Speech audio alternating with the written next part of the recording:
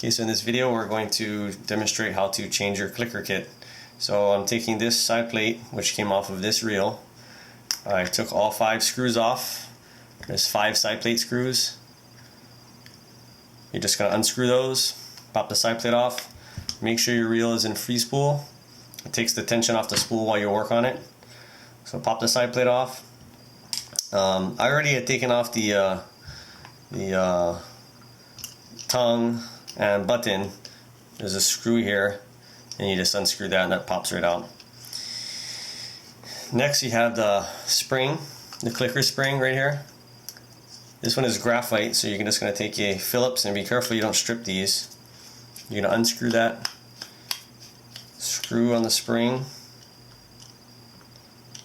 take your graphite clicker, we're going to put that on the side.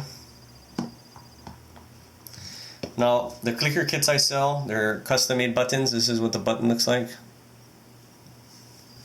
As you can see, it's kind of a new design. So I carry them with the button and tongue, and it comes with a shim and the clip, or you can get it with a spring. You can get a full kit with a spring. So first thing we're going to do is we're going to take the spring from a kit. Now when you put this on, there's going to be 2 little dimples there and a screw hole, and you got to kind of line them up. Now depending on your side plate, it may go up or it may go down. So you have to really just, when you put it on, you should be looking at these 2 notches here, and your spring needs to sit flat with that. There shouldn't be a gap. So as you can see, it's pretty flat. If I flip it over, let's see what happens. Because these can actually be installed both ways. Some side plates will take it one way and some will take it the other way. So you have to make sure you're putting it in the right way, and they'll, like I said, see, so this one, if I put it on, there's a gap.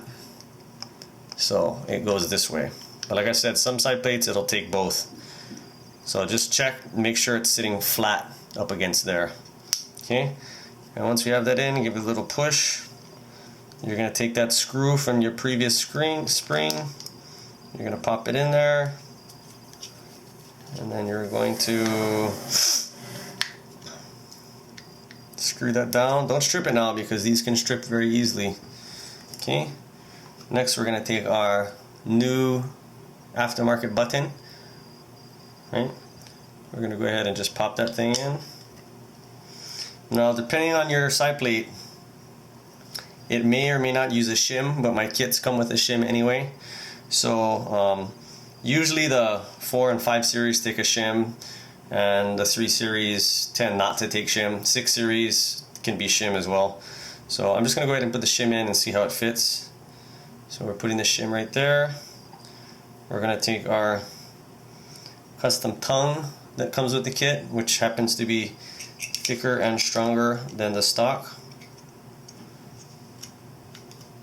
Okay, I'm putting it in, and you gotta just spread the spring open a little bit and get it in that notch. Okay, just like that. And make sure it's kind of down. There. And now you can see it is on there. Right, and you gotta press it down.